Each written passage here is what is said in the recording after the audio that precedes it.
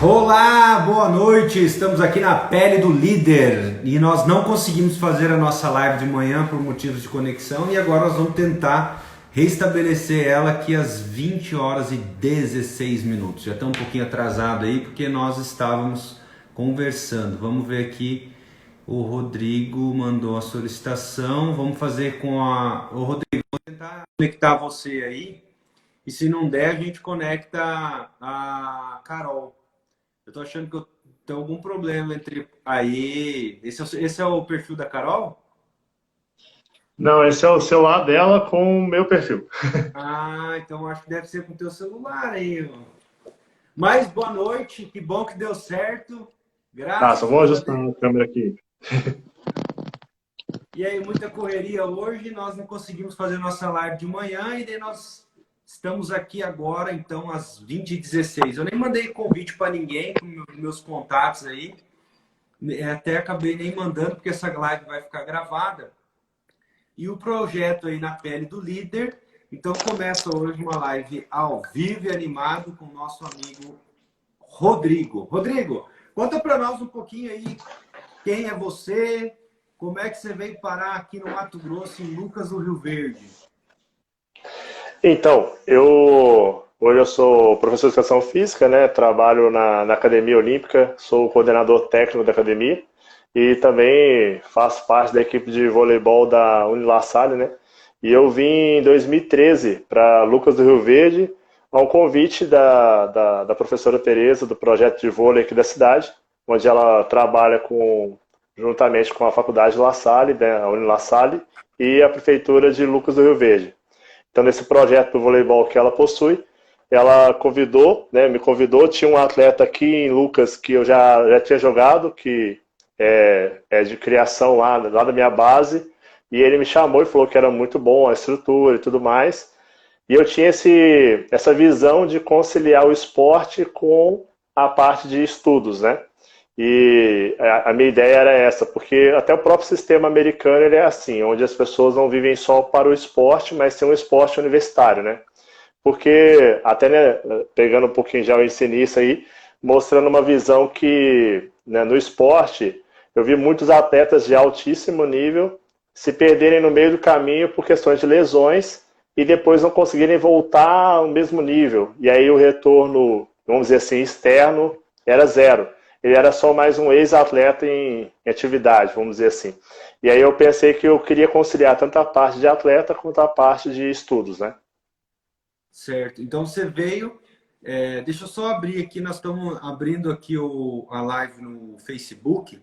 Você que me assiste no Facebook, nós estamos no Instagram, entrevistando na pele do líder Rodrigo. Mas então você veio para cá para um projeto, você veio olhando outra coisa, ou você veio pensando em ficar por aqui? No início eu vim preocupado mais com finalizar o meu estudo. Tipo, a minha ideia era realmente ter um ensino superior através do esporte, né? Então essa era a minha ideia inicial. Mas eu não tinha pretensão futura de me firmar na cidade, de plantar raízes, vamos dizer assim. Legal. E hoje, assim, a gente é interessante porque quando a gente pega um ambiente desorganizado, onde não existe muita disciplina, muita organização, qualquer coisa que você arruma, parece que é mais fácil de você pegar uma certa autoridade e liderar. Você conta para mim um pouco, você começou no time de futebol, de voleibol da La Salle, ou não? Foi, né? Comecei no time da La Salle, você fala antes de eu vir para cá. Antes de você vir para cá. Não, não. Eu comecei com 14 anos. Eu sou de Formiga, Minas Gerais. Ah, E lá legal. tinha uma escola estadual. Ia ter um professor, ele chama Kleber. Ele, no caso, ele tinha uma escolinha de vôlei na escola. E aí eu, com 14 anos, fui para essa escolinha. E eu até conto uma história para meus amigos, que é assim, eu era tão ruim, mas tão ruim, mas tão ruim, e o pior de tudo é que eu era ruim e alto. Que aí pro voleibol você ser ruim e alto, você foi abençoado de ser alto e você é ruim porque você não faz, tipo assim, não aprende, vamos dizer. Aham. E eu era desse nível. Então, só que em um ano eu evoluí assim meteoricamente, vamos dizer. Mas por causa que eu era muito fominha. Eu era muito fominha. Então você tinha vôlei de manhã, de tarde, de noite, com chuva, com sol, com rede Você estava lá. rebentada, com bola. Eu tava lá. Podia perder todas, eu tava lá para jogar mais uma. Eu queria jogar mais uma. Eu era muito fominha. E aí eu evoluí bastante e com 15, 16 anos eu já era titular no time adulto. E aí eu já fui evoluindo e jogando vários campeonatos por times da região. Aí tive oportunidades maiores, só não tive estrutura para ir. No caso, Minas Tênis, no caso de outros clubes. E aí, em 2009, tive a oportunidade de ir para Bragança Paulista jogar no interior de São Paulo, Campeonato Paulista, e aí alojamento, aí a estrutura de treinamento totalmente avançada. E aí eu tive esse start, larguei, falei, vou para lá, vou arriscar meu sonho de jogar, e fui. E lá, assim, as portas foram se abrindo no voleibol. Só que aí veio esse start. Eu já tinha 23 anos, 22 anos, depois que eu já estava lá em São Paulo. Eu falei, cara, eu preciso estudar também. Daqui a pouco eu vou ter 25, vou ter 30 anos e não fiz nada. Você já pensava que lá na frente ia te faltar alguma coisa. Exatamente. Então eu pensava que o ensino superior ele era fundamental para caso alguma coisa desse errado, porque a vida de atleta ela é risco altíssimo. Eu tinha um resguardo. Então eu tinha isso na minha cabeça o tempo todo. Então eu me dedicava muito ao esporte. Mas eu sabia que eu queria com o esporte ter um estudo como segurança. Essa era a minha Certo, visão. certo. Deixa eu te perguntar, daí nós estávamos falando exatamente sobre isso, né? Quando você está no ambiente, eu vou só pegar um gancho desse que você falou, e a gente vai bater um papo que talvez a gente vai até um pouquinho mais, se o pessoal ficar aí com a gente vai até um pouquinho mais, que é assim, um dia uma pessoa me falou assim, eu sou muito bom no que eu faço e eu quero ser um cara que ganhe muito dinheiro com isso. Eu falei para ele assim, o problema de quem é muito bom é que existe duas coisas para você ganhar, se dar bem. Não é só você ser bom. Porque quando você é presenteado com talento, por exemplo, você foi presenteado com altura, certo? Se você fosse bom e alto, talvez você seria preguiçoso. Talvez lá no teu time, não sei se acontece isso. Tinha um cara que era bom, batia bem na bola, sabia se colocar, era alto, tinha preparo físico, mas não chegou onde você chegou, por exemplo. Aí você fala assim, pô, mas por que o cara era ruim? Não é porque ele era ruim. Ele entendeu que porque ele era bom, não precisava esforço. E daí o cara que é meio ruim se esforça e ele acaba tomando uma vantagem, porque é aquilo que a gente falava hoje, né? Tá aqui, ó, no meu treino, aqui, ó, que eu escrevi na avaliação. Isso aí. Eu fiz a minha avaliação. Rodrigo é meu personal, ó. Tá aqui, ó, medíocre, eu escrevi, que tá na média, meu resultado tá medíocre. Então, assim, falta esforço. E como que você vê isso hoje? Você acha que se destacar, o seu destaque, porque você é um cara que veio para cá, veio por estudo, tipo, era um cara praticamente anônimo aqui em Lucas, hoje você é um cara bem conhecido, um profissional muito, muito respeitado, tanto dentro lá do time, do campo, da quadra, quanto na academia. A Cris, que é a proprietária lá, gosta muito do teu trabalho, inclusive hoje você é coordenador. O que você acha que foi fundamental nessa caminhada aí para você chegar onde você chegou hoje? Fala assim, Wellington, se eu pudesse falar para você o que eu acho que é importante, para quem está ouvindo a gente aí, o que é importante para você chegar, que você acha que foi importante. Aí aqui, pessoal, não tem certo nem errado. É o que cada um tem a sua vivência. Para o Rodrigo pode ter sido importante, talvez para outro não seja uma condição tão importante. Mas o que você considera, você, Rodrigo, que foi fundamental para você chegar onde você está hoje? Então, o que você falou é bem importante, mas eu tive fases, né? Essas fases que eu vi que eu seguia o mesmo princípio, que sempre foi o princípio da proatividade e da dedicação. Então, eu nunca me conformei, que nem eu contei essa foi uma fase que eu era muito ruim e eu ia todo dia, eu não deixava de treinar. E quando eu fui para São Paulo, eu conto isso também para as pessoas, que assim, eu cheguei lá, eu estava abaixo do nível da equipe. Só que a minha origem é uma origem bem humilde. Então, No caso, o meu técnico lá, o técnico de Bragança Paulista, ele chegou para mim e falou assim, Ué, Wellington, acho que sua câmera tá invertida. É, Dá minha uma olhada. câmera virou aqui. Deixa eu desvirar. Tá. Pode falar aí. Tranquilo. Aí o que aconteceu? Quando eu cheguei em Bragança Paulista, esse técnico me viu, ele sabia que eu tinha uma origem muito humilde, no caso eu vim de origem, assim, vamos dizer assim, pobre ali. No caso ele falou, cara, eu sei que para você voltar agora sem nada é complicado. Voltar, entre aspas, você não tem nível para jogar no nosso time hoje. Mas, se você se dedicar, é possível que talvez em 6 meses você está jogando no time. Ele falou, vou te dar 6 meses para você entrar e enquadrar no nível da equipe. Se não der certo, a gente vai te dispensar. Falei, cara, me dá a oportunidade.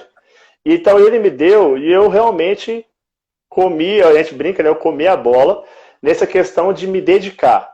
Então, assim, várias vezes eu chegava à noite no alojamento morto, porque eu não estava acostumado com aquela rotina, mas eu me dedicava o máximo possível.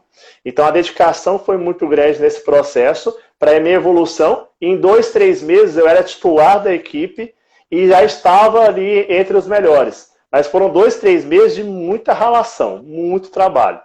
E aí, quando eu venho para Lucas, um processo também ele funciona dessa forma. Mas até comentou essa questão, e lá em Bragança, eu disputava posições com outros 3 ponteiros, que é da minha posição. E os 3, na minha visão técnica, eram melhores que eu. Só que eu era titular. Isso é que era complicado. Então, assim, por que eles eram melhores? Um atacava mais alto, o outro atacava mais forte, o outro era mais habilidoso. O que eu fazia? Eu falei, cara, em algumas coisas eu não vou conseguir superar eles.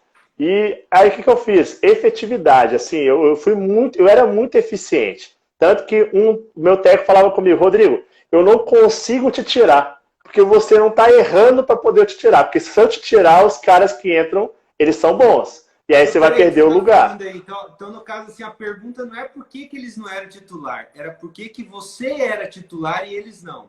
Então, você Exato. crescia na falha deles, você não falhava. Exato. Exemplo, eu não batia tão forte quanto ele, a bola minha não era tão bonita quanto a deles, o bloqueio não era tão alto, mas eu ia lá, se desse 3 bolas levantadas para mim, eu virava as 3. E o cara não, ele virava 2 muito bonitas, mas ele tomava um bloqueio. Então, essa diferença acontecia nos treinos, onde eu era muito efetivo, não necessariamente eu era um jogador show, vamos dizer assim, Sim. Mas eu era um jogador muito eficiente. Mas eficiente porque eu me dedicava muito para aprender. Né? Assim, várias técnicas que eu não sabia nada, cheguei lá, tive que aprender. E aí, no processo de trabalho também, foi muito similar. Então, quando eu tive a oportunidade de trabalhar na Olímpica, também foi algo bem parecido. Porque eu entrei e realmente eu tinha ali a minha oportunidade. Sinceramente, eu comecei com pouquíssimas horas que a Cris me deu como oportunidade na época. Eu lembro que eu trabalhava num horário ruim, vamos dizer, que era das 20 horas... Não, 20 horas da noite até a meia-noite. Terça e quinta. Então é um horário bem cruel, vamos dizer assim. Mas, cara, eu chegava 8 horas da noite para trabalhar na academia, falava, cara, isso aqui é o meu lugar, eu tenho que fazer acontecer. Então eu chegava para trabalhar animado e dedicado. Eu falei, cara, eu tenho que arrumar essa academia, eu tenho que deixar ela organizada, eu tenho que montar os treinos com qualidade, eu tenho que estimular as pessoas que vêm treinar no horário que não estão animadas, porque é o horário que sobrou, talvez. E em um mês, os comentários que chegaram até a Cris foram bem positivos, né? E isso aí fez com que ela quisesse que eu fosse até aumentar a minha carga horária. Entendi. E aí, em 6 meses, aí ela fez o processo, eu fiz um processo também de dedicação na empresa, e aí ela me colocou como coordenador depois. E como que o pessoal que está assistindo a gente aí, ó, clica aqui, tem um aviãozinho aqui, ó, encaminha aí para o pessoal, convida mais gente aí para bater esse papo bem legal aqui com nós. Vai curtindo, vai compartilhando. Se você não curte aí, não segue o Rodrigo também. O Rodrigo está nas redes sociais direto, agora está fazendo desafio até com a Carol, está ganhando. Eu votei sempre, eu votei em você. Os seguidores assim, da Carol aí, um abraço. Mas assim, como é um papo de liderança, o que eu acho mais interessante é que vocês, atletas, você é um atleta, existe um anseio, uma disciplina muito grande. Então, quando você tem muita gente na mesma disciplina, a régua sobe, né? Não é uma régua comum, vamos dizer assim. Porque lá dentro da academia, todo mundo que está lá hoje, instrutor, são pessoas que treinam, que gostam e tal. Daí lá dentro da quadra também, o pessoal treina tal, vai no treino. Então a régua, o nível sobe. O que, que você acha quando você está no meio de pessoas? Porque todo mundo tem as qualidades. O que, que você considera? E daí uma pergunta até assim, não é uma coisa inerente à amizade, não. Você está ali e foi escolhido. Pô, por que, que é o Rodrigo? Né? Igual você fez a pergunta. Por que, que eu quero titular não era os caras? O que, que você considera que é uma característica que te dá autoridade com a equipe, com o pessoal? Assim, um comportamento, alguma coisa que fala, Wellington, eu acho que tal coisa dá autoridade, tal coisa dá autoridade. Porque o pessoal que está assistindo aí, é interessante essa troca, porque tem gente assistindo nós que ainda não é líder. Tem gente que já é líder. Então, às vezes não é um bom líder, ou é um bom líder. E eu sempre costumo dizer que independente do time, do tamanho que você tem de pessoas para liderar, quando você troca de lugar, você vai ter que se adaptar tudo novamente. Porque é outro time, são outras pessoas, outra cabeça. Um líder que lidera 1000 homens, se você trocar ele para 100 homens, ele vai ter que se adaptar. Ele, o líder, né? E nesse processo de qualidade alta, de régua alta, o que, que você considera que é algo assim, pouco, Wellington? Acho que isso é importante.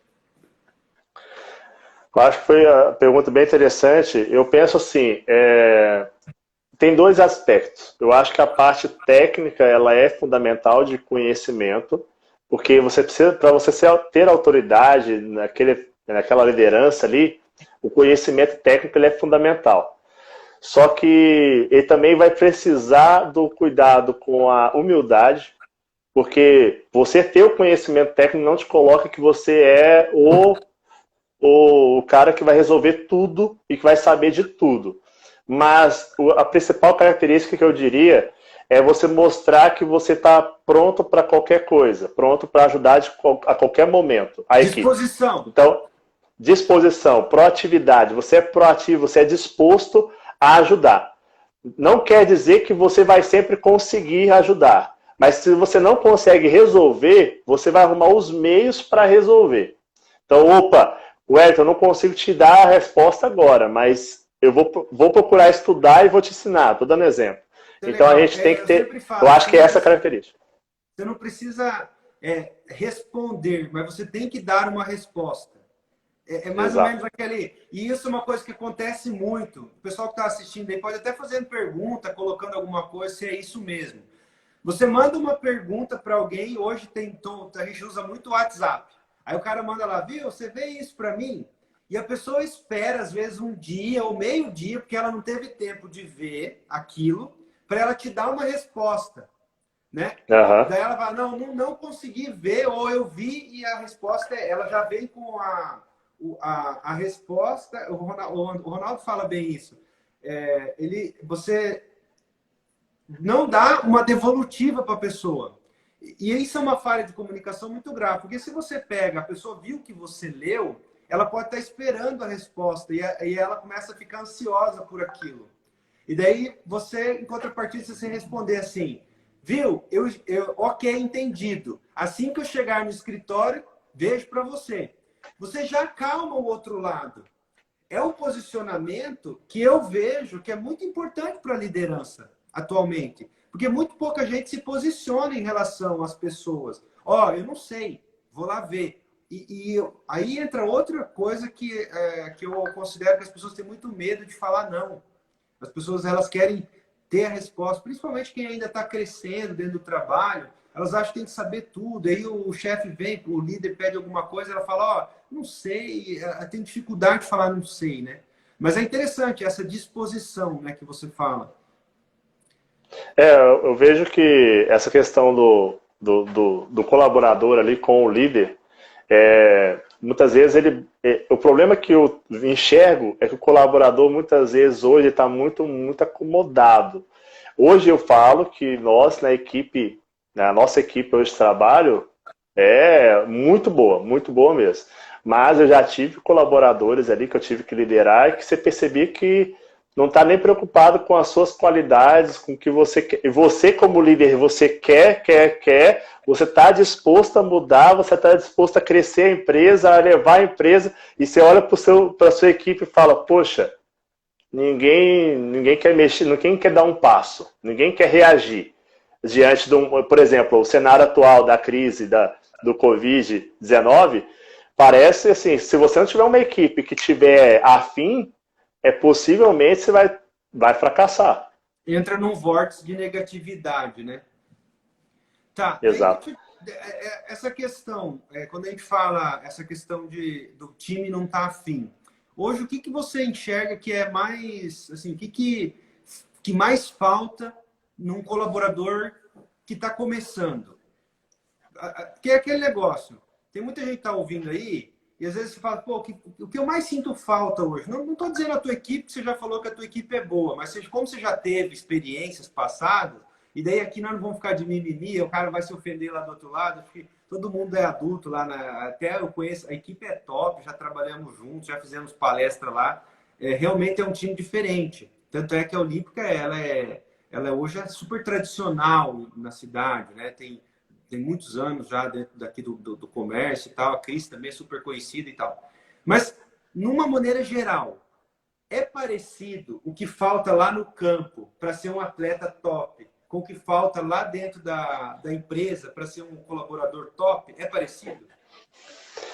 É muito parecido. E eu até falo que as pessoas deveriam um dia ter experiência de atleta. Não que precise ser um atleta, né, de ponta, né, não é isso. Mas é a experiência de atleta. O que é a experiência de atleta? Atleta, muitas vezes, ele não tem o direito de desistir ou o direito de não querer. A gente tem dentro do time, tem a questão da obediência tática, obediência técnica. Você tem direito a discordar, mas o direito a discordar não pode perder o respeito. Então tem todas as características que possuem no esporte. E aí, relacionando isso com o caso empresarial, segue uma ideia muito parecida. Nós precisamos também ter esse mesmo processo ali. Onde eu tenho que o quê? Eu tenho que entrar, no caso, na empresa, com esse mesmo afinco, que eu não tenho como regredir, eu não tenho só o que querer. Às vezes, tem a ordem ali de cima, eu tenho que fazer o meu melhor. E eu posso discordar, mas com respeito. Eu posso dar minha opinião, minha sugestão. Ou, professor, a técnica, eu acho que a tática poderia ser outra. Eu acho que a gente deveria fazer de outra forma, dar ideias, dar sugestões. Querer mudar, isso eu posso também. E cumprir o que foi acordado. Opa, o acordo foi esse. Nossa tática foi essa, tal, Érico. Nós vamos fazer essa estratégia.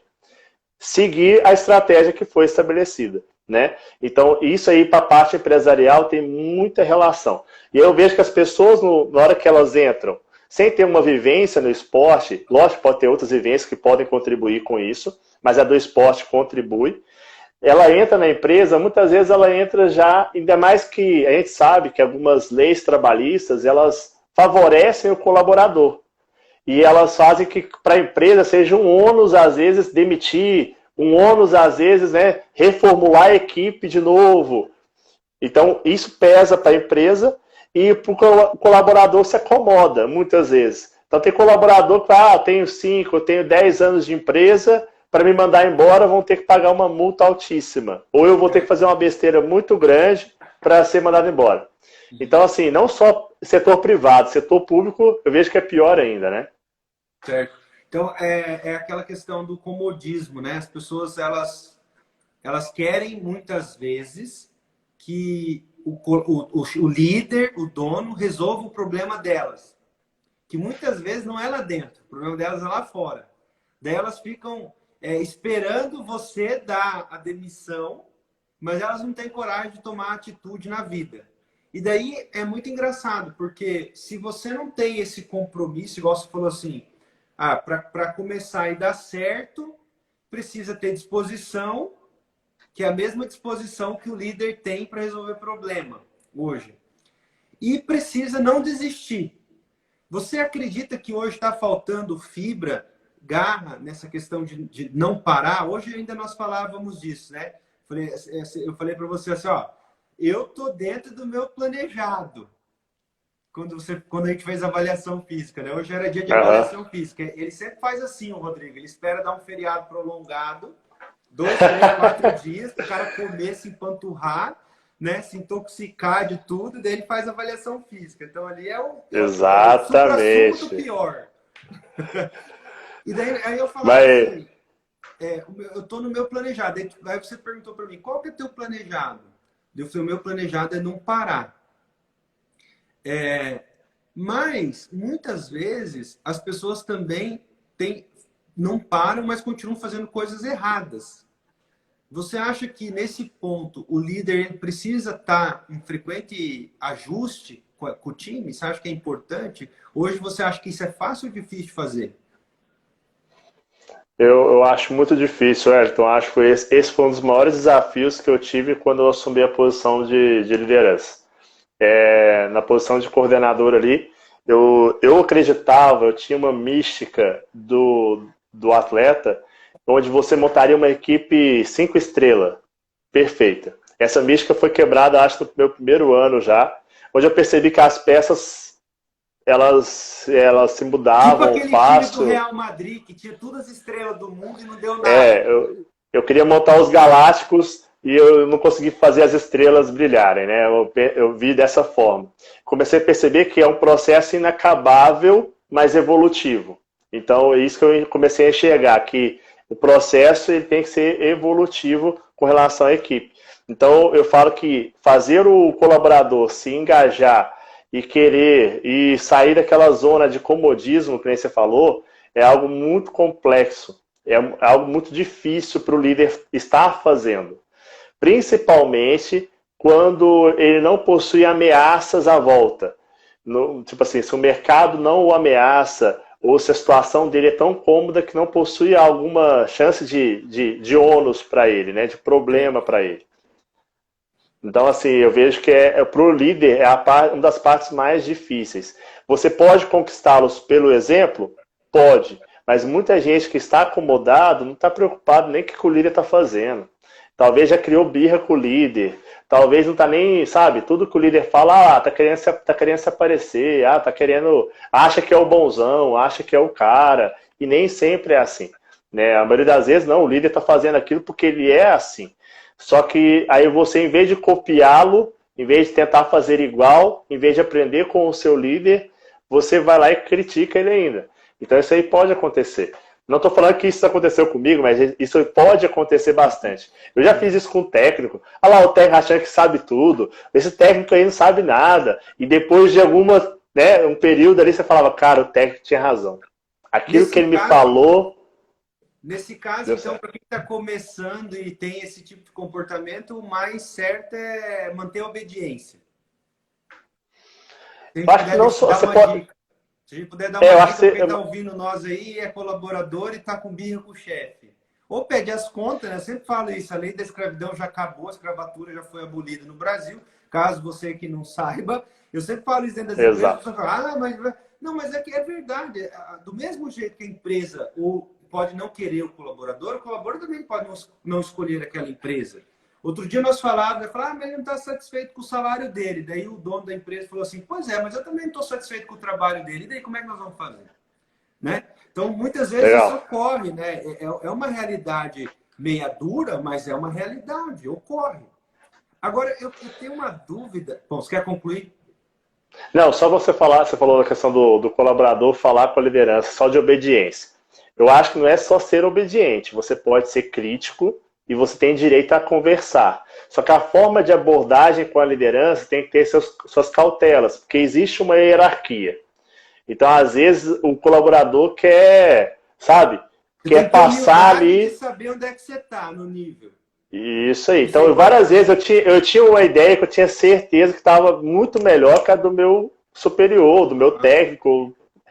Mas, a minha posição aqui é como jogador, a minha posição aqui é como professor, eu não sou o coordenador, eu não sou o dono, tudo mais. Eu tenho que dar a minha sugestão, mostrar com argumentos e deixar que eles tomem a decisão. Mas mostrar meu ponto de vista é importante. Agora, não foi acatado, não, então eu visto a camisa e sigo o que foi acordado, entende? Entendi. É aquele negócio, outro dia nós conversávamos aqui, daí ele falou assim, eu acho que o Bolsonaro tinha que parar de falar todo dia, porque ele acha que ele está em campanha, está falando todo dia. Daí o cara falou assim, ótimo, parabéns, perfeito a tua ideia, eu acho ótimo. Quando você ganhar para presidente, aí você faz isso. Né? Então, muitas vezes, o papel do líder, ele também está assumindo algumas coisas que é da responsabilidade dele. E é legal você falar isso, porque as pessoas às vezes não têm coragem de falar o que passa. E esse na pele do líder é exatamente para sentir essa realidade. Pô, legal, eu acho que é interessante a tua colocação, mas aqui agora eu que estou liderando, eu tenho uma visão um pouco da floresta, não tenho uma visão da árvore ali, né, do Exatamente. Exatamente. Então, às vezes, o colaborador ele dá várias ideias. Só que ele muitas vezes não observa os riscos e nem o nível de investimento da ideia. Ele acha que tá tudo, a ideia é a ideia. Às mas vezes ele não enxerga que. Ele quer fazer, mas não tem nem conhecimento do orçamento. Exatamente. Então, e a gente sabe que, eu falo que hoje a questão financeira eu também entendo essa questão de investimento na parte de coordenação. Vamos abrir tal aula, vamos comprar tal aparelho, vamos comprar uma, que nem você perguntou hoje da escada. Vamos comprar umas 5 escadas para academia. O valor da escada. Vamos lá, vamos comprar. O valor da escada para vocês verem. Aí, pessoal, vamos comprar a escada. Opa, vamos. Quem vai patrocinar? Porque é um custo. E aí o material se deteriora, você precisa receber clientes para bancar isso aí, para ter lucratividade. Então não é tão simples assim. As ideias podem vir e são boas, né? Mas é importante ver sempre o risco e o nível de investimento. Porque senão não cabe no momento, né? Legal. Rodrigo, uma coisa que eu sempre tive dúvida, e nos meus treinamentos que a gente faz dentro de empresa, a gente sempre é questionado em relação a isso. E eu falei nem sei se eu falei que eu ia te perguntar isso, mas eu vou te perguntar. Você é um cara tímido, quieto, né? Quem conhece você sabe que você é um cara reservado, quieto, Verdade. até tímido. E muita gente fala assim, o líder tem que ser o cara que fala, conversa com as pessoas. Como que foi para você essa questão? Assim, foi muito difícil romper essa barreira de se expor mais, de colocar na frente, chamar o cara para conversar, papo reto, essas coisas assim? Ou como é que foi isso aí para você? Terrível. Para falar, a expressão seria essa, terrível. Então, assim, uma dos meus piores defeitos, né? Um dos maiores defeitos que eu possuo é a timidez, é a dificuldade de falar. Defeito, a sua menor qualidade, então, vai. Por aí. Potencializar. Por aí. Então, na minha época de escola, eu apresentava trabalho, mas porque eu gostava de tirar notas boas. Mas o meu momento ali era frio na barriga, era mão gelada, era falar tudo que tinha que falar bem rápido, o objetivo, sempre fui muito com relação a isso. E aí, o esporte me ajudou a começar a soltar o meu, vamos dizer assim, meu processo de comunicação. Eu melhorei minha comunicação com o esporte, mas minha comunicação muito com as pessoas que eu conheço, não com quem é desconhecido. Com o desconhecido, exemplo, várias vezes eu tinha que dar entrevista, porque às vezes o capitão tem que dar entrevista para a TV ou para a rádio. Ou o melhor jogador da partida vai lá dar uma entrevista. Cara, fala, não, ganhou outro, é meu amigo aqui, ó, vai lá falar do lugar lá. Várias vezes eu passei para outro e não fui. Algumas eu tive que ir. E, assim, é um processo que para mim foi muito, muito ruim para superar. Mas o esporte me ajudou bastante. E quando eu entrei na educação física, no caso, para cursar a educação física, tive vários processos ali que são muito bons para perder a timidez. E eu tive alguns professores que trabalharam comigo. E é o que eu falo, quando eu fui inferior, no caso eu era o estagiário ali, eu tinha um professor, esse professor talvez ele me ouça aí, ou ele está vendo, talvez vai ver depois, ele chama Michael. Ele jogou vôlei também no time aqui do projeto e ele está morando lá no Pará agora. E ele era totalmente descolado. Então, assim, o pessoal falava, Rodrigo, você é muito bom. Michel, você é muito bom, mas nós éramos muito diferentes. Muito diferentes. Mas você E eu via. você acha que houve um espelhamento nele, assim, você... Exatamente. Eu falava assim, eu olhava para ele, eu falava, cara, eu quero ter essas qualidades aí. E eu sempre tive muito disso. Eu falava, cara, eu quero falar como ele, eu quero me expressar como aquele outro, e eu quero ler como aquele outro. Então eu pegava as qualidades das pessoas à minha volta e falava, eu quero combinar isso e ser eu, entendeu? Mas assim, eu Legal. aprendi muito com ele, muito com ele. Era um cara que chegava numa segunda-feira para trabalhar, e ele chegava, sabe, parecia que estava soltando foguete, que era segunda-feira. Gente, hoje é segunda-feira, vamos animar, porque é Eu não segunda. conheço ninguém assim, não. Você tem essa característica. Esse jeito, vamos supor, esse jeito seu aí, você pensa que não, mas na hora que eu vejo, eu procuro também falar, cara, ó, bacana esse jeito dele. E aí eu vou, tento aprender. Então, meu processo de quebra da timidez foi muito com isso. Então, eu fui vendo as pessoas que eram mais escoladas, vamos dizer assim, e eu tentava, sei lá, copiar um pouco, aprender um pouco. Como é que faz isso? Legal. Você sabe que isso é interessante? Quando eu fiz a faculdade, eu acho que ele não vai estar aqui, faz muito tempo que eu não vejo ele. Chamava Raul, um menino chamava Raul. E ele era o cara mais descoladão da faculdade. Ele conversava com todo mundo, os professores, as meninas, os meninos. Ele era um cara assim, todo mundo gostava do Raul, ele era boa praça, sabe? Boa praça. Sei. E eu era um cara muito babacão. Fui por muito tempo um cara babacão, porque eu sempre fui muito julgador. Eu acho que eu julgava muito a mim, as pessoas. Eu acho que quem julga muito é um cara assim, é aquele que eu estava falando esse dia, você dá aquilo que te sobra. Então, como eu me julgava muito, eu julgava muito os outros, tinha uma soberba alta, sempre achei que eu era bom, que eu fazia melhor. Isso me atrapalhou muito na minha carreira por um bom tempo. Mas lá na faculdade, como eu era do interior, eu saí de uma cidade muito pequena para me dedicar a fazer faculdade. E ninguém na minha família nunca havia sido formado. Então eu fui a primeira pessoa assim, a romper essa barreira. Pô, fulano está na faculdade, meu Deus, filho do Wilson, da Vera. Então, assim, foi um negócio para nossa família, foi algo diferente. Foi um processo disruptivo, vai. Depois os primos todos vieram em seguida na faculdade. E eu cheguei lá muito jacu. Sabe a palavra jacu, do mato? Jacu, É bem essa palavra aí. E daí eu comecei a olhar para o Raul e falei, pô, cara, eu acho que eu posso fazer melhor. E isso é legal, porque quando você tem um ambiente que tem mais líderes, é a hora que você se espelha, que é o processo que a gente chama de espelhamento. Acontece que quando você tem gritaria, pressão, fogo para se espelhar, você acaba achando que aquilo é uma realidade e que aquilo vai te levar num lugar superior. Isso é complicado. Então, como separar, né, o joio do trigo, aí, o que é bom do que é ruim, né? Eu sempre dou preferência para olhar para as pessoas quando a gente está num processo dentro da empresa, porque as pessoas que realizam os processos. Então, toda vez que eu tenho que escolher entre processo e pessoa, eu priorizo pessoas. Eu tenho uma atividade para entregar, sou líder. Mas alguém veio para falar comigo, pô, eu vou dar prioridade para a pessoa que veio falar comigo, depois eu termino o processo que eu tenho para entregar.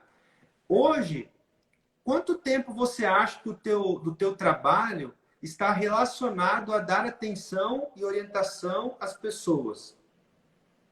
Ou você acha que está meio a meio? Pessoas da minha equipe ou externas? Tanto faz. Talvez da tua equipe, da tua equipe. Acho que da minha equipe já não é hoje é o tempo que eu tenho para, no caso, estar ali junto com a minha equipe não chega a ser tão grande. Lógico, tem um tempo que eu tiro para estar contribuindo de alguma forma, mas não vejo tão grande assim. Agora, para o externo, sim. Só que eu muitas vezes eu passo mais. Hoje a minha equipe já está mais madura. Então, assim, já começa a andar no caminho onde eu não preciso estar mostrando toda hora o caminho. Mas toda vez que eu vejo algo muito bom ou algo ruim, é o momento que eu entro em cena também. Para poder tentar, às vezes, contribuir ali e falar, opa, fulano, você foi, essa ideia sua aí foi excelente. E circulano, eu achei que você não fez muito bem com relação a isso e isso. Mas já com o público externo, o que você falou, eu acho que é perfeito. Então, assim, principalmente na minha área, que é uma prestação de serviço, que é o treinamento. Então, a prioridade é o atendimento ao cliente. A gente tem, vamos dizer assim, operações a fazer, que é montagem de treino, que é, no caso, organizar academia. Isso aí é segundo plano. Primeiro plano é atender bem o cliente e aí onde vem na minha área um problema. Porque a cultura da minha área era e é muito ruim. Quanto a apenas exemplo, o professor da academia ele só tem que explicar qual exercício é. E ponto. Isso aí, futuramente, é o que já acontece, né? Os aplicativos conseguem fazer isso. Os vídeos no celular conseguem fazer isso. Isso é muito pouco para um profissional que estudou para chegar e só mostrar um exercício. É mais importante, no caso, ele mostrar o porquê está fazendo, o como fazer mais correto para aquela pessoa, dentro daquele indivíduo, no caso, qual é o tipo de problema físico e tudo mais. Do atendimento. Exatamente. Para o Wellington é uma situação, para o Ronaldo é outra situação e para o Rodrigo é outra situação, entendeu? Então, assim, é isso aí que falta e é o que nós, no caso na Olímpica, a gente busca trabalhar essa ideia de que é muito importante entender com quem no lado externo eu estou atendendo. Quem é a pessoa que está sendo atendida? Para que assim eu possa atender ela da melhor forma para ela e não só tudo igual, tudo igual. Ah, qual que é o exercício? É esse aqui, ó. Vai lá e faz, explica, tá certo, beleza, já sai. O pessoal fala muito, daí agora a gente vai aproveitar para trocar conhecimento, né? Até a Monique, a minha esposa, falou, ó, vocês têm que fazer uma live de uma entrevista e uma live de treinamento, de conteúdo, né? Mas o pessoal fala que a Idade Média, que durou aí... Muitos falam que a Idade Média acabou ali na Peste Negra, outros falam que acabou com a invasão dos turcos no Estado romano, que acabou com a hegemonia de Roma. Mas o que todos consensam é que ela durou aproximadamente 1000 anos, a Idade Média. E eu falo muito isso nos lugares que eu passo, que nós estamos rompendo a Idade Média nesse século. Porque eles falam que durou 1000 anos, mas o que é a Idade Média?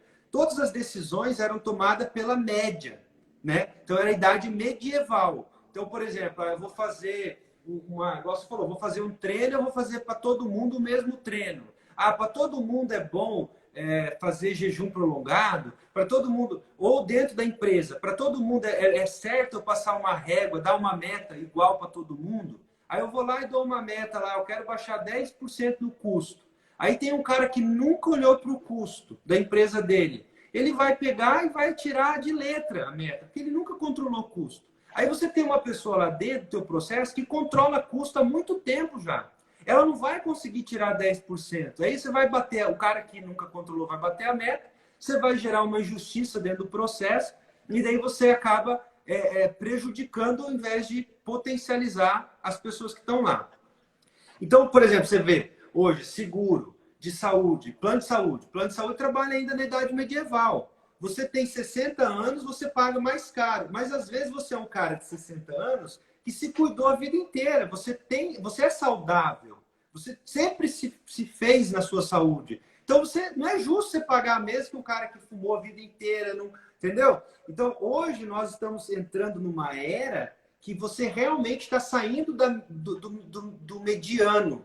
Se nós não olharmos para o indivíduo, para a situação, e daí é interessante porque todas as áreas estão indo para isso. Se você pegar hoje, por exemplo, o crédito positivo, que é o cara que é bom pagador, ele paga juros menores, tem algumas empresas puxando para esse lado. Se você pegar a própria medicina, né? Hoje você faz uma sequência de DNA e você consegue mapear todo o processo para você usar medicamento específico. Você não precisa mais usar aquelas bombas de medicamento que afetam o rim, o fígado e tal. Então, sim, a própria aqui, nós que vivemos o agronegócio forte, a agricultura, né? Você paga agricultura de precisão, as pessoas tiram os pontos no onde precisa jogar mais adubo, não joga mais, não tem mais protocolo de aplicação de veneno, é onde precisa, específico, atuar no ponto. E daí nós, como líderes, essa é a grande habilidade, eu acho, de um líder. O cara que sabe atuar na onde precisa atuar. Eu sempre falo que não importa se é um grande horror. Eu prefiro um grande horror do que um horror eterno. Então, muitas vezes as pessoas, hoje eu vejo que as pessoas que estão em liderança, elas não têm muita coragem de encarar o que precisa ser encarado no ponto específico. Por que eu estou puxando esse assunto? Porque quando eu entro num... A Marielle colocou aí feedback. Quando eu entro num feedback, hoje eu vejo muita gente querendo dar sermão coletivamente. Junta toda a galera, não sei se isso é uma realidade, junta toda a galera e daí fala assim, viu? Estão chegando atrasado, estão fazendo hora extra, e daí é uma pessoa que está fazendo, ou duas pessoas, e o líder não tem coragem de Aham. atuar ali. Aí o cara que não chega fala, pô, eu não precisava ter escutado tudo que nós escutamos hoje. Você acha que isso acontece? Porque no time de futebol, hoje você falou do vôlei, que um paga a conta de todo mundo. Você acha, como que você vê isso? Você acha que tem muito ainda ou não tem? Essa Tem. questão de ser específico, ou genérico, vai. Tem. Eu acho que você foi bem essa colocação aí, principalmente no aspecto assim, quando você vai dar os feedbacks, você não pode ser generalista neles. Você precisa realmente ir na ferida de cada um e cuidar para não ser. Tem aquele conceito, agora não vai me fugir, que é aquela de igualdade e equidade, né? Que a gente precisa tomar Certo. cuidado para não colocar. Exemplo, pontualidade é o critério. Mas talvez, que é o que acontece no meu caso aqui, quando eu vou avaliar os meus colaboradores, poxa, o João, né, vou dar o nome de João, ele sempre chega atrasado. O problema dele é o horário, mas o atendimento dele é bom, o carisma dele é bom, o conhecimento técnico dele é bom. Já o do José é o conhecimento técnico. Ele precisa estudar mais. Então você percebe que você precisa, em cada sujeito, incentivar, chamar a atenção e atribuir pontos a melhorar, que é o que a sua amiga falou, que é o feedback. Então, o feedback ele tem que ser preciso para o que aquela pessoa precisa. E no esporte, melhorou muito isso. Mas também tem consequências para o todo. Então, eu vejo que você também tem medidas que é bom você generalizar, porque isso ajuda no trabalho em equipe, onde a equipe começa também a entender que todo mundo tem que se ajudar. Né? É uma norma para todos, mas realmente tem que trabalhar o feedback específico para cada pessoa. No esporte tem muito isso. Hoje melhorou. Tanto que o treinamento antigamente era assim, todo mundo fazia salto, todo mundo fazia todo o fundamento, todo mundo fazia... Era muito generalista. Todo Hoje o mundo vinha de esporte, fora de chinelo, 10 voltas na todo mundo. quadra. Hoje não, você vai, no caso, vamos para minha área, que é o voleibol maior, você vê os ponteiros, eles vão treinar bem diferente dos centrais. Centrais vai preocupar em atacar, bloquear e sacar. Assim, lógico, precisa saber dar uma manchete, precisa saber, mas não é o foco principal. Então tem a especialização. Mas falando nessa questão do feedback, tem um cara que precisa melhorar em qual aspecto? É nesse. Então, às vezes eu vim fazer uma reunião e falar só sobre esse aspecto, eu querer fugir do alvo, vamos dizer assim. Fugir do que eu quero falar diretamente para essa pessoa. Agora, se aquela atribuição cabe para todos, ou para a grande maioria, aí vale a pena, né? O que eu acho assim, a grande sacada de quem está nos ouvindo aqui é entender que a gente precisa sair da mediocridade. Nós precisamos sair da média. O líder, ou o profissional, ou o colaborador, ou o atleta, que ele não é específico, ele perde força, né? Porque até uma lâmpada, se ela não tem um foco, ela não consegue fazer nada, ela não ilumina nada. E daí a Marielle colocou ali o PDI, que é o Plano de Desenvolvimento Individual. Exatamente esse plano. E eu vejo assim, daí, vamos lá, vamos fazer um resumão. A gente está falando que a pessoa que você falou que você cresceu sendo proativo, se esforçando, focando no que você precisava fazer, não desistindo. E daí eu vejo muitas pessoas esperando da empresa, do líder. Ah, mas lá na minha empresa nunca ninguém fez um PDI para mim. Pô, mas duvido que nunca alguém te fez uma correção. Se alguém te fez alguma correção, pô, você tem também que tá alerta. Você não tem que ouvir só as coisas, você tem que escutar. Pô, peraí, vieram aqui me corrigir isso. Será que o que eu posso fazer para melhorar isso? Eu me lembro de uma situação, quando eu trabalhei na BRF, que eu era muito mais expansivo do que eu sou hoje. falava muito, eu fazia muita brincadeira com a equipe. E um dia eu fiz um processo seletivo para supervisão e eu reprovei lá no processo. Rodei, eu não passei. Foi uma das maiores aliás, foi a maior frustração profissional da minha vida. Eu só tive uma carteira assinada, que foi na BRF, mas mesmo assim, para mim foi uma frustração enorme, porque eu esperava, eu tinha todas as capacidades técnicas para o cargo. Sabe o que é isso? Tipo, assim, precisava saber um, eu sabia. Precisava saber dois, eu sabia. Precisava ser veterinário, eu era. Precisava não sei o quê. Eu tinha todas as qualificações e reprovei.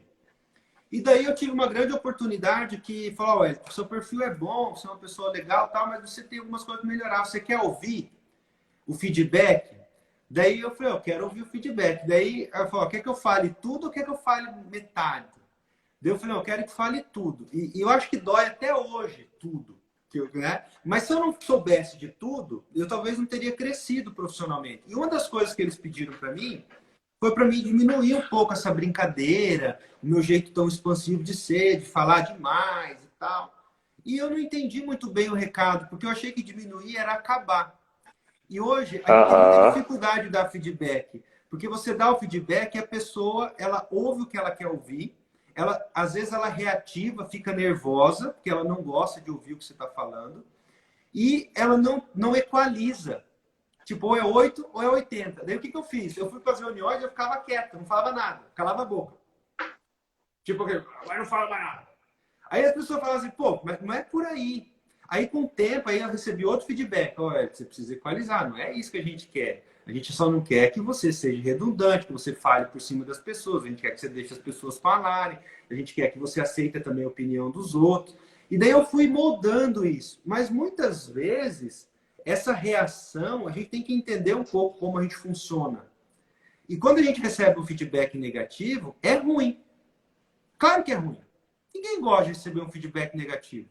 Só que, o que acontece quando eu acho ruim? Meu córtex central bloqueia. Pum. Se eu não olhar com carinho para aquilo, daí eu tenho que condicionar, então, bom, eu vou entrar num feedback, eu recebi um feedback, eu vou olhar com carinho. Se você já não condicionar teu cérebro a isso, você nunca vai conseguir receber uma crítica. Não existe, eu acho que não existe muito crítica construtiva, mas assim, você nunca vai conseguir receber um feedback de uma forma positiva, porque você sempre vai reativar. E daí é onde você bloqueia, você deixa de ouvir o que a pessoa tem para te deixar de verdade. E daí eu vejo assim, hoje, nós estamos vivendo 3 gerações, vai. Você é uma geração, que acima de você tem uma outra geração, e abaixo de você está vindo uma nova geração. Como que você veja assim, que é a maior dificuldade hoje, para fazer dar certo isso? Wellington, eu acho que é muito difícil, sei lá, comunicação. O que é da comunicação? Eu acho que é bem por aí. Acho que a comunicação depende da forma que também aborda a pessoa. No caso, o feedback, ele precisa ter cuidado para dar ele. Porque realmente essa forma reativa, ela pode já vir só pela forma, nem pelo conteúdo. A forma que você usou, eu já reajo com ela. Eu era um cara, e sou ainda, mas já busquei melhorar, que eu tinha muita dificuldade de receber feedback negativo. Você já brincou, né? Talvez pelo meu perfil de ser perfeccionista, é que se eu recebi o feedback negativo, é porque eu errei. Então, se eu errei, cara, eu sou inconformado com ele. Até brincando com o pessoal do vôlei, eles falam que, cara, o cara errou uma coisa besta, uma coisa boba no jogo, eu errar, eu não aceito, eu não me aceito errar algo. Eu posso errar uma coisa difícil. Poxa, eu tentei colocar a bola muito, muito difícil. Beleza. Ou é uma coisa muito fácil, não dá para engolir. E aí a forma de abordar isso é que tem que tomar cuidado. E aí a forma que você falou de receber esse feedback, também receber esse feedback, aí falou, foi você, na hora que você recebeu, você foi e bloqueou. A maioria ou vai bloquear ou até vai reagir de forma impulsiva ali, de acusar o outro. Ah, mas você também faz isso. Ah, mas você também deixou de fazer aquilo. Então, às vezes, a pessoa vai lá e faz uma reação contra o feedback que a pessoa teve. Então, assim, eu penso que a comunicação ela é muito complexa. Quem mandou o feedback, quem está recebendo o feedback e o conteúdo. Então, assim, tudo isso é que nem a gente fala, hoje tem muito curso de gestão de pessoas. Por quê? Porque precisa ensinar os líderes a forma de abordar as pessoas, a forma de falar com cada pessoa, porque tem pessoas que agem, você tem que, vamos falar assim, falar mais calmo, falar de um jeito mais tranquilo. E tem uns que você pode dar o feedback na Nível lata. hard. Ó, você pode falar que esse cara aqui, ele te escuta e ele não leva ressentimento, ele não leva pro pessoal, ele vai assimilar e vai fazer melhor ainda. Então, você percebe que esse nível de gestão é que hoje está se trabalhando muito, mas é o que falta hoje para as empresas, é o que nós temos que buscar ser, né? Melhor na forma de... Por que você acha que falta isso? Eu vejo que é por causa do que você falou. A cultura que veio, né, de... vai falar a bronca, fala para todo mundo e não, sabe? E não importa muito quem vai ouvir. Você tem que engolir o que eu estou falando. As hierarquias, elas eram muito, né, de cima para baixo mesmo, sabe? Então, assim, o colaborador ele foi criado como vamos dizer, um sentido militar da coisa. E não criticando o problema militar, também não é isso. Mas eu vejo assim, não tinha uma colocação assim de poder receber uma outra crítica ou receber uma colocação diante do que você colocou. Então eu vejo que foi criada uma cultura onde os líderes mandam. É mandar. É o que você falou. É a diferença de chefe para líder. A gente vê vários chefes e vê poucos líderes, né? Vamos lá. E tem um monte de chefe aí com resultado. Não dá para negar. Sim. Não. Eu trabalho com muitas pessoas que eu considero autoritárias que têm resultado. Agora, vamos lá. Se a gente pegar esse detalhe que você falou do militarismo, né? Por que fala isso? Quartel-general. Cara, a gente saiu de uma última grande, vamos dizer assim, uma das maiores batalhas que nós travamos entre a humanidade foi a Segunda Guerra Mundial. Então, lá, o êxito foi do poder. Então, a gente não teve outra referência ainda certa, vamos dizer assim, a não ser no mando do poder. Então, por isso que a era militar, o conceito militar, ele é muito empoderado. Porque daí entrou toda aquela grande ascensão americana, onde as empresas começaram a produzir para o mundo, para vender, e houve muito mando. E isso é exatamente onde eu vejo que teve sucesso. Bom, peraí, aqui foi um negócio de sucesso. Se você pegar hoje esse papo de liderança servidora, o colaborador, isso é um papo novo que vem ali quando Detroit começou a se acabar, que ali existia mesmo aquela era do Henry Ford ali, que era, para que eu vou me preocupar com a cabeça, com toda a pessoa, se eu só preciso de um par de mãos, né? Então ali foi a hora que começou as pessoas, então é um papo assim, vamos lá, a liderança mesmo, esse papo, tem 20 anos aí no Brasil, é uma jovem, né, no mundo, nós estamos desenvolvendo essa habilidade de conversar, de entender com as pessoas o que elas realmente anseiam. É uma habilidade a ser desenvolvida mesmo. E nem nossos pais plantaram muito isso. Então tem muito pai nos assistindo aí que tem a oportunidade de dar essa oportunidade para o filho. Né? Que vai porque eu estou mandando. Não, peraí, né? Peraí, existe uma coisa aqui, você leva o lixo porque eu trabalho, trago dinheiro aqui. Então tem que ter essa... As pessoas querem mais ser ouvidas do que instruídas. O Instagram vai derrubar nós já batemos um recorde, tem 1 minuto. Eu queria agradecer a tua presença e falar para você colocar aí alguma coisa aí, porque nós vamos cair daqui 1 minuto. Não, eu que agradeço todo mundo que esteve assistindo, eu convidei bastante gente para assistir, um abraço, principalmente também para minha esposa, que ela sempre está me apoiando, e eu falo que na liderança é muito importante ter um porto seguro atrás de você também. E no caso, você sabe, você também tem uma excelente esposa. E eu falo que ser líder, você tem que conciliar tanto o lado profissional quanto o pessoal. E também tem a questão espiritual, que aí eu falo que é fundamental para o alicerce de um bom profissional. Não que eu seja, mas eu falo, na minha liderança, o que eu penso é ser inconformado. E eu sou inconformado, eu tenho que estar sempre melhorando, dia a dia, melhor que ontem e amanhã ser melhor que hoje, né? Então, só para a gente encerrar, na pele do líder, liderança na flor da pele é o que para você, Rodrigo? Então, já antecipei um pouco, é inconformismo. Eu sou inconformado com comodismo, né? Ficar no